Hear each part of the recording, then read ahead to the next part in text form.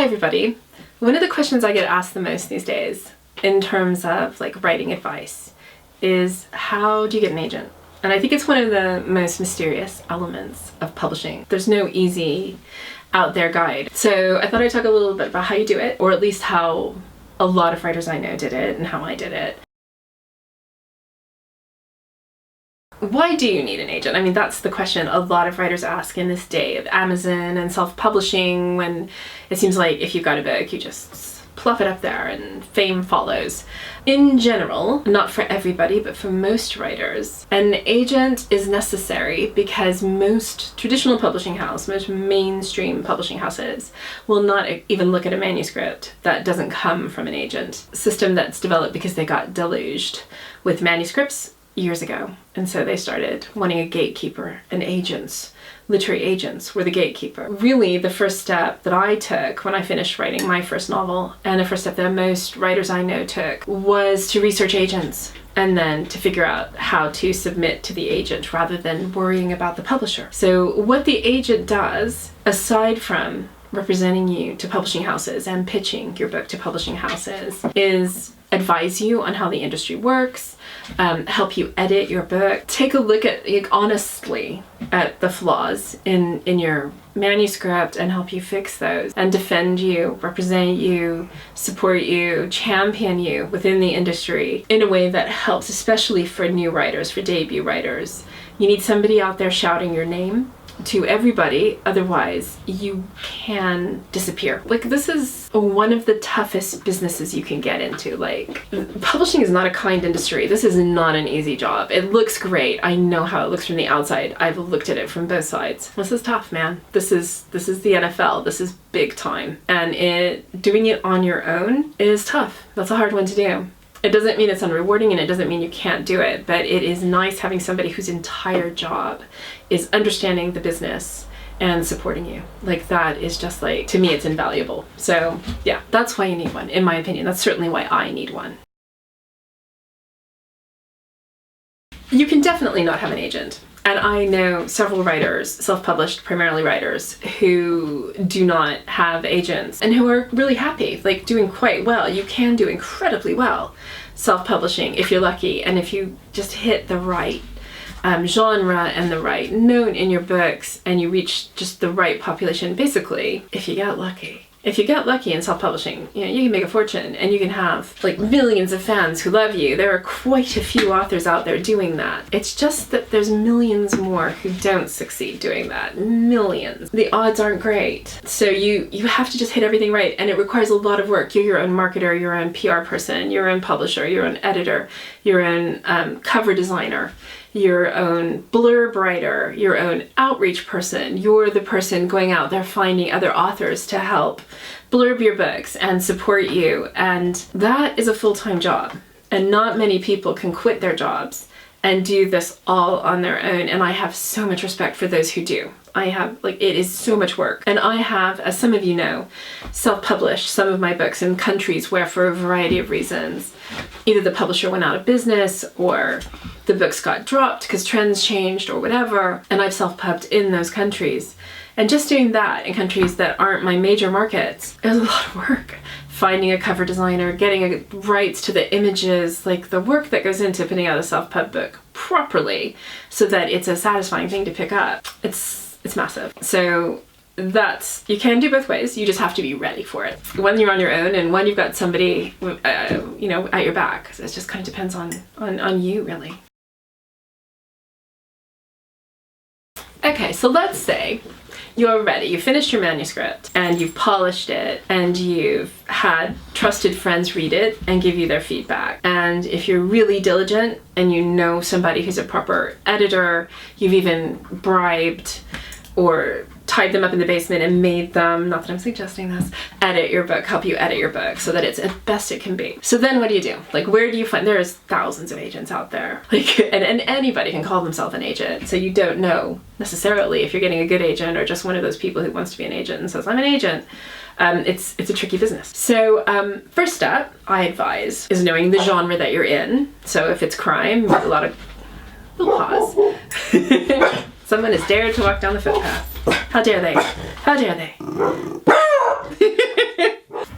first step is to read a lot of books in your genre. That is my main advice. So make sure you've read, if it's crime, you read a lot of crime.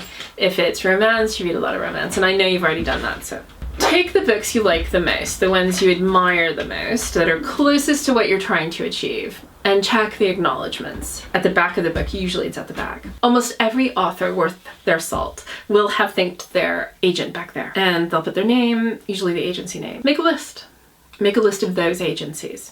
And once you've got 5 or 6, you can also then Google those and see what comes up as related to those names. So maybe there's other agencies that are very similar. Google's very smart. They might come up together, other agencies that represent this genre, and then do a little research into those. And my advice is also to Google those names that you found and just see what comes up. See what other authors they represent. See if there's a discussion forum where people have talked about them.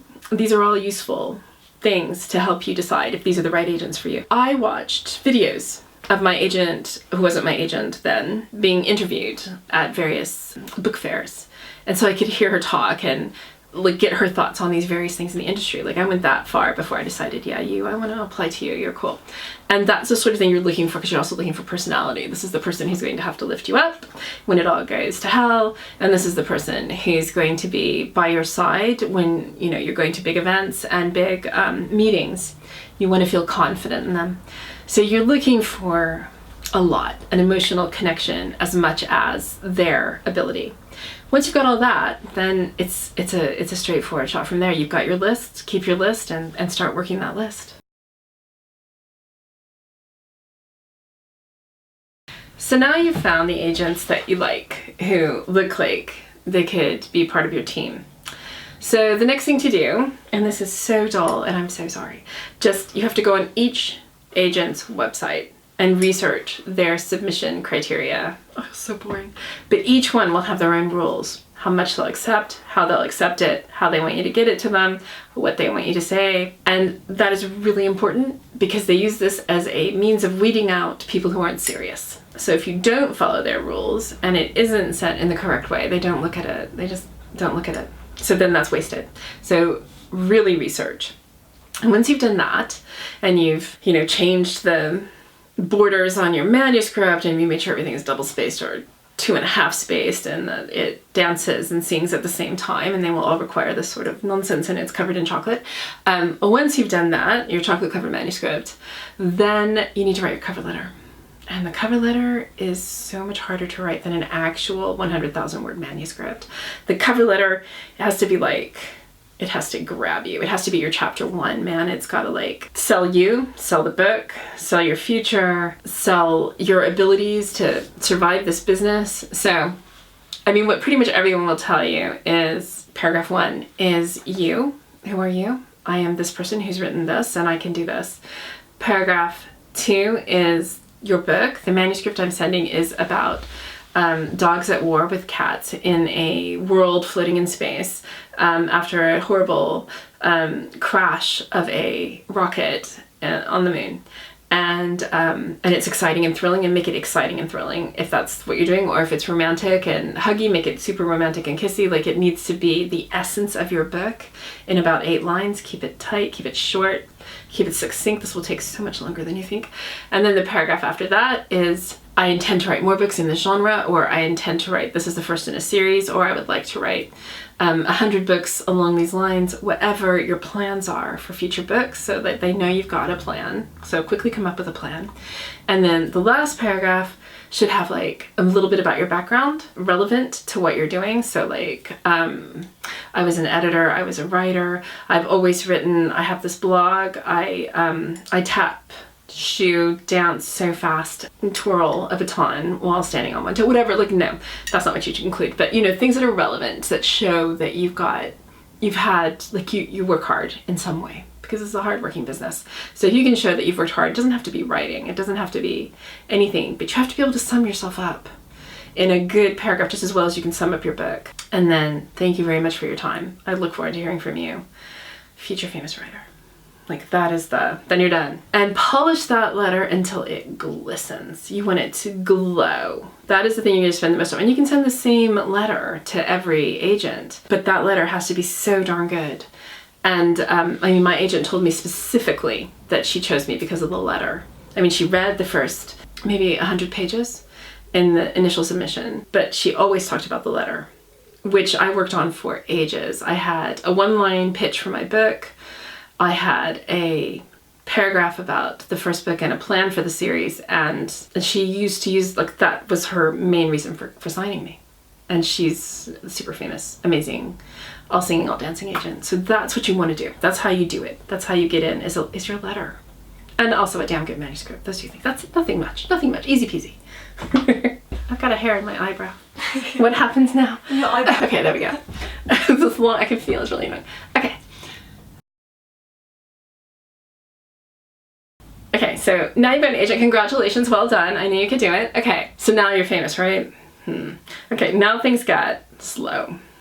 So what normally happens if you pitch an entire manuscript, which most of you have done, you've already edited it 50 times, and now you gotta do it again. So your agent will read it, and she'll probably have members of her staff read it, and she'll put together their comments, some small, some big. I've talked in the past about how the changes that I had to make to mine were, my first book, were enormous and traumatizing, and I still have book PTSD about it.